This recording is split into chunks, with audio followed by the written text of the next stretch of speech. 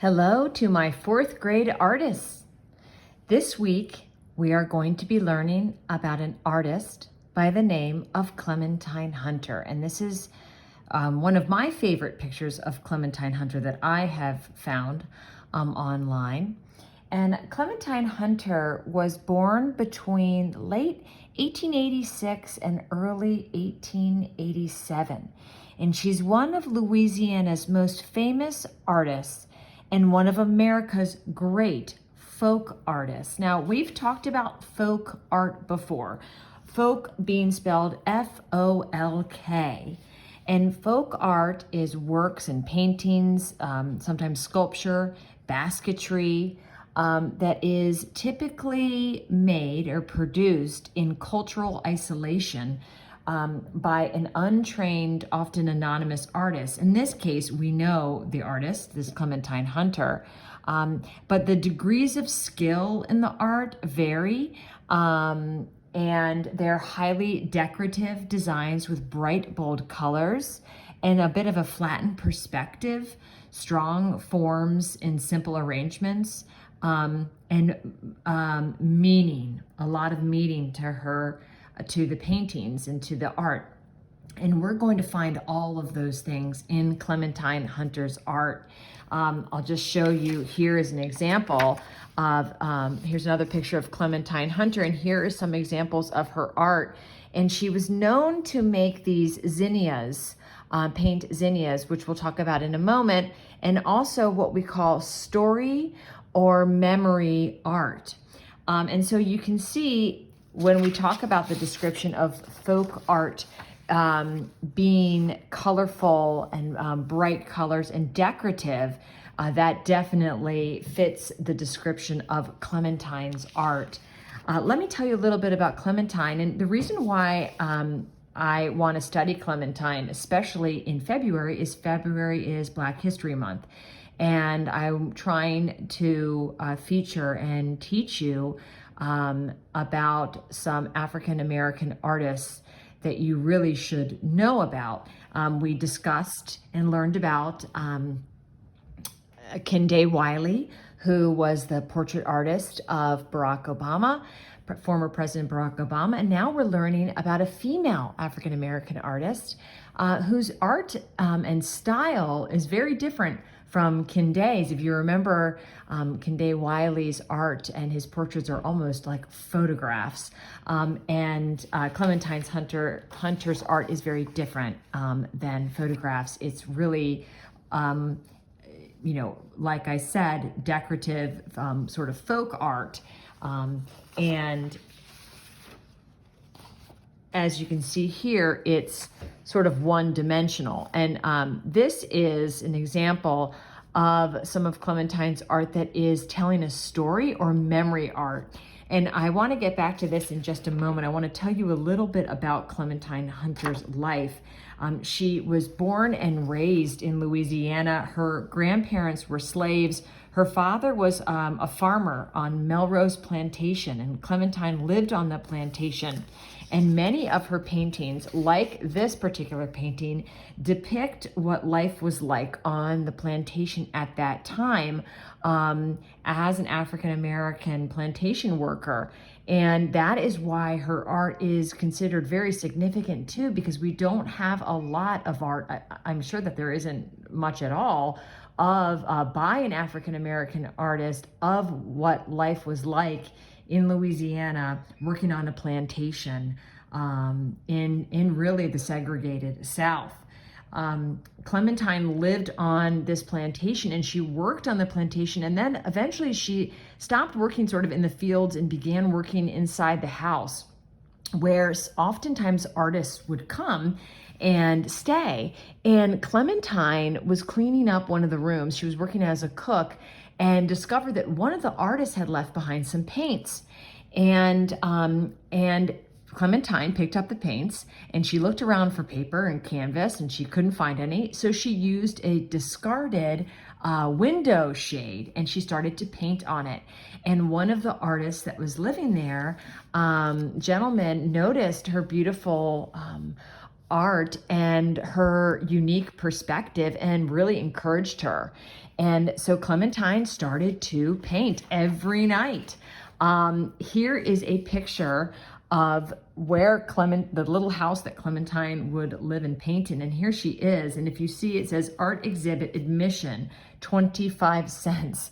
So Clementine would charge people when she became more popular and sort of was gaining some notoriety. She would charge tourists or art enthusiasts or people that were traveling to see her, or Louisiana itself, 25 cents to come in and look at her art. And she also often gave her art away or sold it for very little money, a few $100s. Now her art is worth thousands. Like I mentioned, her paintings are what we call picture stories. They're painted memories or stories, often depicting weddings or funerals, work and play. And then she also had the still life paintings of these zinnias. Now, a still life means something that is sort of sitting still and you are painting it. So for example, I have some flowers here, and if I was going to paint a still life, I would put the flowers on the table, and I would paint them just as they were right in front of me. So it's a still life. Clementine, if you see in this painting, we have a lot of different things going on here. We have a baptism, we have people picking corn, and we also have what appears to be, unfortunately, a funeral procession here. And here's someone, it looks like, either ringing a bell or doing something near a tree. You see that people are dressed up. So you have work and play and some religious rituals. Clementine was born a Catholic. Then she converted to a Baptist, and then she converted back to Catholicism at the end of her life. She never learned to read or write. She was what you would say illiterate. And if you compare sort of her to her life to Kende Wiley's, whom we spoke about, who Kende is an artist still alive, living and working in New York City in his 40s. His educational background was quite extensive. So we have two different artists with very sort of different educational backgrounds and very different artistic styles, yet both with extremely unique perspectives. So I'd like to compare and contrast the two artists that we have been highlighting this month. So with Clementine, she eventually had an art exhibit. Her work was displayed in an art exhibit at the Museum of Art in New Orleans. Now, this was a huge deal in her life, or in any life of an artist. To have your own exhibit of art is a major deal. It's like winning the Super Bowl for a football player. But because of segregation laws in the South, Clementine was not permitted or allowed to go and view her art with all the other art patrons. She had to wait until after hours to go and see her exhibit. I want you to sit and think about that for a moment. These are the things that we have to remember and we have to learn about. And it, as painful as that idea is, and as crazy and horrible and sinful as that is, it did happen to Clementine Hunter. And, we honor her story. But that tells you what life was like for her. And to think about anyone who has an achievement like that, a real life marker, something so wonderful that has happened to them, and they are not really even able to participate because of the way the laws were in the South at that time is, awful. But it's a story that needs to be told. And so we honor Clementine and we honor her work. And I think that she would be very tickled to know that her art lives on. She died at 100. She was either 100 or 101. I think she might have been 101. And believe it or not, she started painting when she was 50 years old. So she painted for the latter part of her life. I'm in my 40s, so that would be if I started to paint or learned a new skill at 50, and then eventually was featured in a exhibit. So it's very exciting to think about how late in life she found this gift. It probably because this opportunity was never given to her until she really seized it. Clementine was known to say things like, well, I'm really not an artist, I just paint from the heart. And that's one of the quotes from Clementine that really sticks out to me.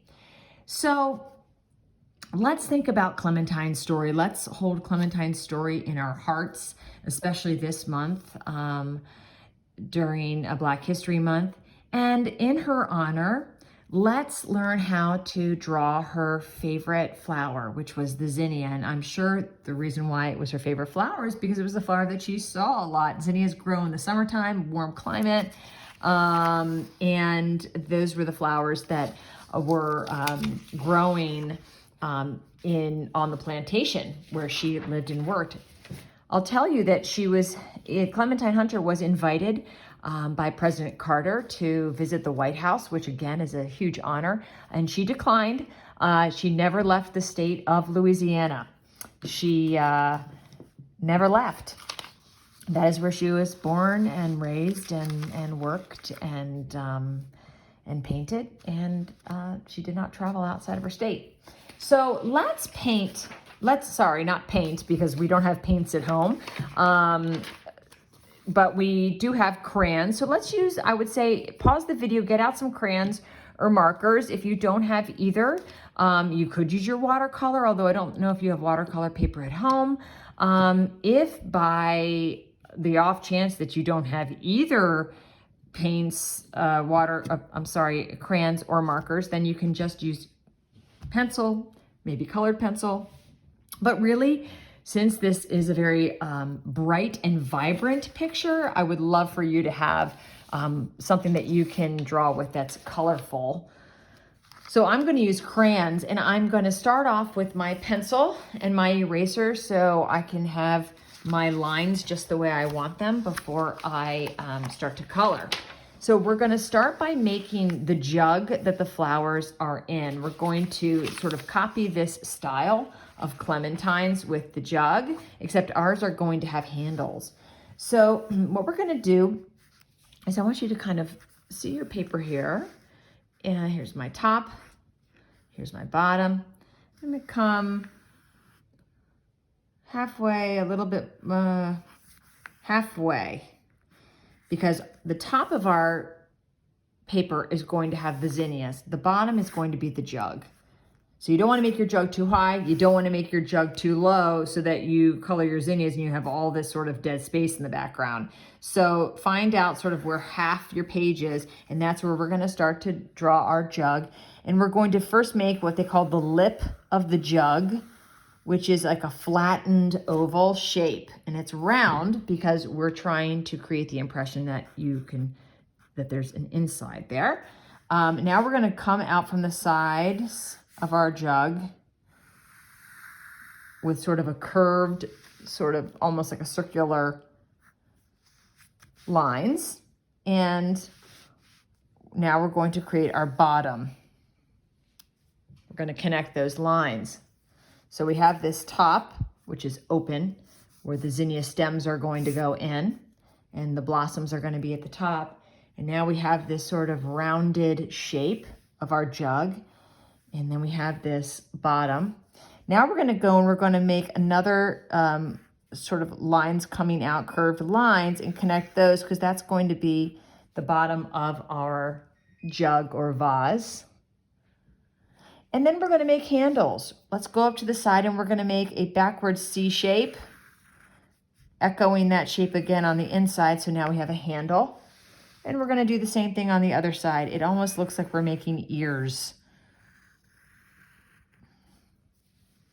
But those are the handles. So now that I have that, what I'm going to do is I'm going to color it. I think I'm going to make it blue. And I'm not going to color the back because once the flowers are in, we won't be seeing that. So I'm actually going to even erase that. But what still remains is this curve, kind of creating the impression that there is a space that the flowers will go in. And I'm just going to go over my lines of my jug.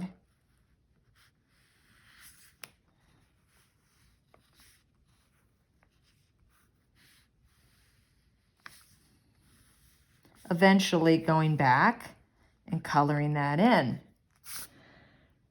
Now we're going to learn how to make the zinnias. So once we've created the zinnias, we can go back and color our jug in. Now with the zinnias, I'm not going to use my pencil first. I'm just going to begin to draw them with my crayons because really they're not super detailed. It really is a sort of a simple flower the way that Clementine was painting them. If you look, you can see. It's sort of like these bumpy, big circles with a color inside and a color outside. And then we're going to go back in after we do those blossoms and make the stems. So zinnias come in yellow and orange and pink and like a reddish color and white. And sometimes like a neat, almost like a pinkish, very, very light purplish I've seen as well. I love zinnias and I grow them in my backyard. And if you live in Potomac, there's that Potomac Farmers Market and they have them there. You can actually cut them. And of course, if you drive down to the beach, Bethany, Rehoboth, you'll see them at the farmer stands too. So they're definitely a sign of summer. So what I'm first going to do is I'm going to figure out, I think I'm going to have 1, 2, 3, 4, 5, 6, 7, 8, 9 zinnias coming up from this jug. And I'm going to start by making yellow circles, and that's going to be the center of my zinnia. So I have 1, 2, 3, 4, I think I'm going to do 5, 6, oh great, 6, I forgot how many I said. Did I say 9? 6, 7, 8, 9. Maybe I'll do one more. 10, what the heck, we'll do 11. All right, that's a lot of zinnias because from there, we're going to draw or create the impression of the petals that come out. So the way I'm going to do that now, you could do that several ways. If you wanted to do petals like this, you could. And then you could color those in like this. That would be okay. The way I'm going to do it is more similar to the way that Clementine painted hers, which is going to be sort of just a wiggly circle that goes around my yellow center. To me, that looks a little bit more like what Clementine, how she created hers. And then I think I'm going to go in and just sort of make these little lines that show that there's some separation there. So you don't want to overthink it. You're just going to go in and do those squiggly lines around that center yellow piece of the zinnia. I wish I had a zinnia to show you, but I don't because they bloom in the summertime. I'm going to take the orange. I'm going to come over here. I'm going to do another orange over here. Go in and color it. And this is going to end up being hopefully a very bright and happy picture for you to hang in the middle of February. I'm going to go around and do my squiggly. Let me show you just really quickly what I mean by squiggly circle. So if this is a circle, right, I think I'm going to do that circular, I'm going to create that circular shape, but I'm going to make it a little wiggly like this. Sort of wiggle your hand around. So you're creating that wiggly line. Now remember, line is one of the elements of art. Now I'm going to go in and I think I'll do some yellow.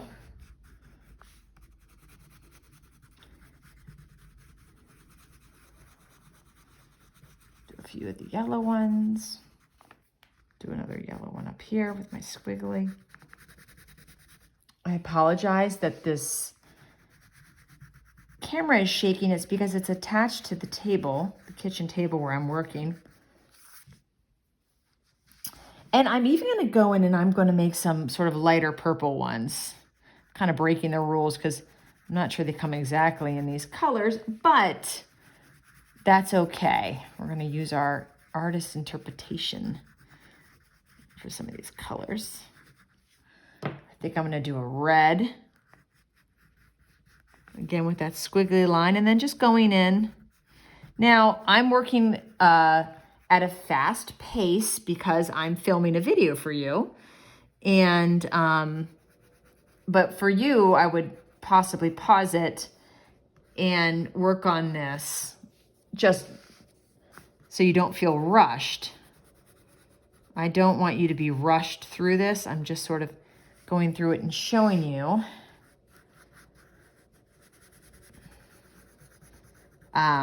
Without making the video too long. And then I think I'll do another of this kind of pink color, okay.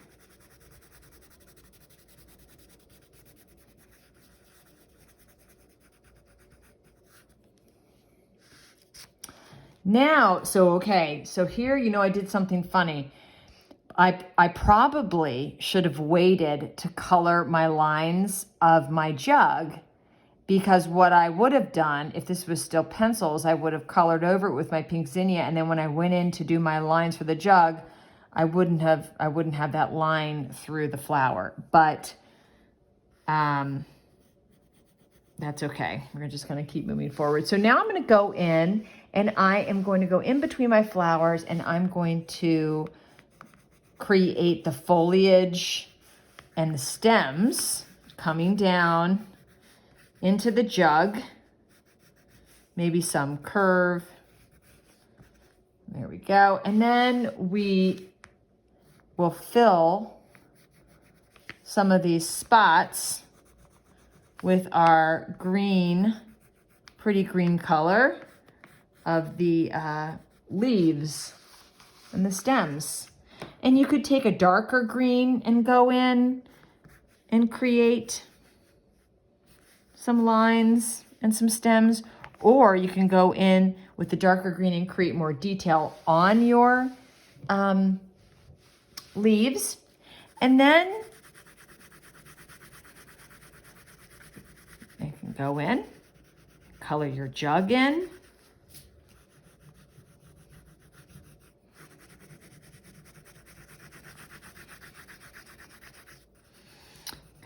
Color my whole jug in blue.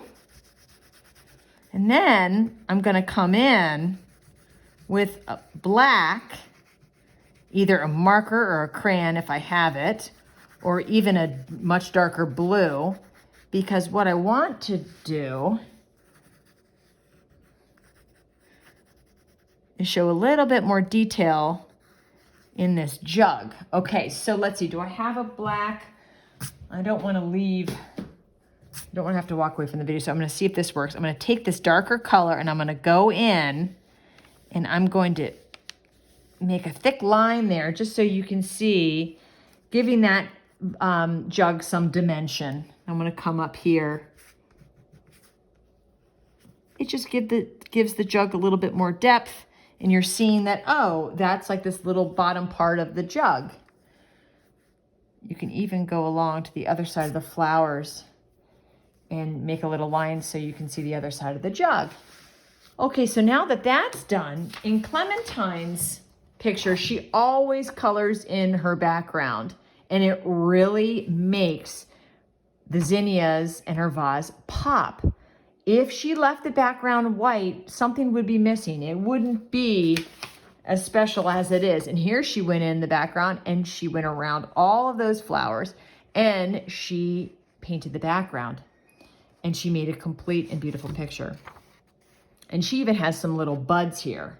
So you could do some buds as well. And a way to do a bud would be taking your green and kind of making a V, a green V shape, and then going in with another color and sort of making a little oval that's coming out.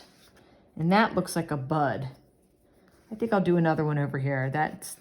You just take and make a V shape, make the stem coming down because it can't be just floating.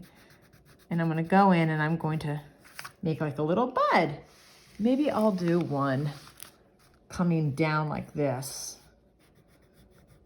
That V shape, and then I'm gonna go in and create a little bud. Oh, I like that. All right, so now what I would do is go in and pick a background color, whether it's yellow or a lighter pink.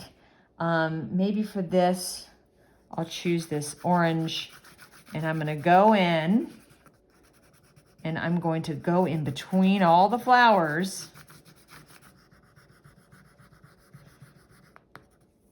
Another thing that I'm noticing is with these, I had the yellow in the center and it was just sort of getting lost. So I'm gonna go in and make those orange. So now to make this a complete Clementine Hunter inspired painting, I'm gonna go in and I'm going to complete it by coloring in my background. And I know that sometimes these are the things that we skip, maybe because of time, maybe because of energy level. We'll say, I'm gonna skip that. But this is the way you make your work complete.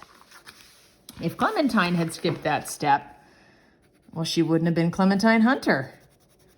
And if we said to her, hey, we did a Clementine Hunter inspired picture, and we showed them to her and it didn't have the background, she'd be like, lazy. Why didn't they color the background in? Come on. And with a crayon, coloring backgrounds in is easy. Now, coloring a background in with a marker or paint takes a lot more work. And also, when you go to color the background and you have something like this jug with the handle, you color the background in the middle of the handle, and now we know, hey, that's a handle. I can see that the background color is coming through that handle, and so I know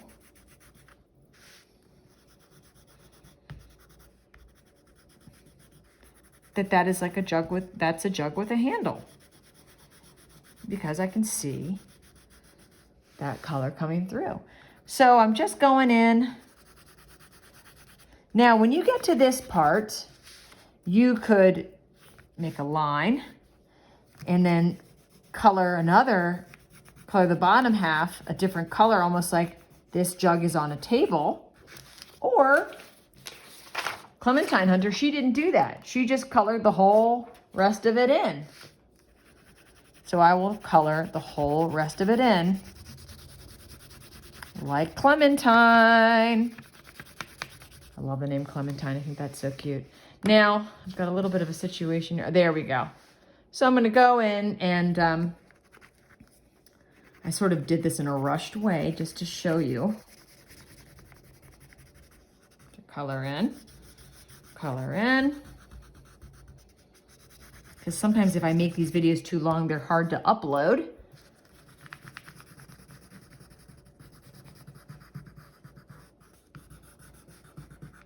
There we go, background.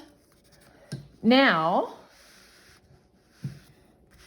you'll have to sign your name to the back, and you could even put the year, and you could write Clementine Hunter inspired. If you see here, Clementine Hunter signed her paintings with an H and that C. Here we have the H and the C, sort of the backwards C, and it says 1970. That's what she has on there. And here she is working. So this, now if you go into the main office, the main building at Mater Dei where Mrs. Sullivan is, and you go down, like maybe you're going in to get a Band-Aid or you're going in to go to the chapel, take a look. There's a bulletin board there, and I have a little hang up. We have a Black History Month bulletin board with Kinde Wiley and also featuring Clementine Hunter on it. And I have some of Clementine Hunter inspired art there. And I would love for you to send in your art so I can hang it up with the other art that's hanging. For my guys at home, I'm always having a video that's corresponding with whatever we're doing in that class. So I haven't been getting a whole lot of things back. And, I don't want to make, I want you to be watching these videos and following along, and we want it to be fun. I don't want to have to be, kind of chasing you down for the art. We're working on good faith here, as they say. I'm posting the videos in good faith, believing that you're watching them and you're doing the work. But if I don't ever see anything coming back in, or you can also take a picture of it and email it to me, not seeing a lot of that stuff. So let's make sure that we're also, when we're at home, doing our art videos. And I'll let you know every week, hey, there's an art video up. Usually when I come in on the Zoom and I'm talking to Mrs. Littman, there's always something that I'll have for you guys at home. Okay, I hope all is well. Let's be inspired by Clementine Hunter's story. Let's try to live more colorfully and kindly. And I think the really neat thing about art and what we've seen with Clementine Hunter and when we studied Kinde Wiley is your perspective. And I always try to tell you that your perspective or the story or what you're trying to tell with your art is so important. And that's what people really relate to. So anyway, I love my griffins. And I hope that you enjoyed this video, and I can't wait to see your faces next week.